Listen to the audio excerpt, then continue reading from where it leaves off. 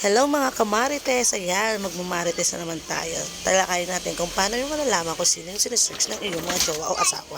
Ayan, dito pupunta tayo sa profile ng ating kung sino gusto nating hulihin o alamin kung sino yung mga kanilang sinesearch. Ayan, so pupunta tayo sa settings. After nun, scroll down, hanapin natin si activity log. Pag nakita natin si activity log, scroll down ulit and then hanapin si login information. After nun, may lalabas na search. Yan, may lalabas dyan. Your search history ang tiklik natin. After nyan, lalabas na yan. Yan, lumabas kung sino yung mga sinearch. Makikita nyo yung araw at date.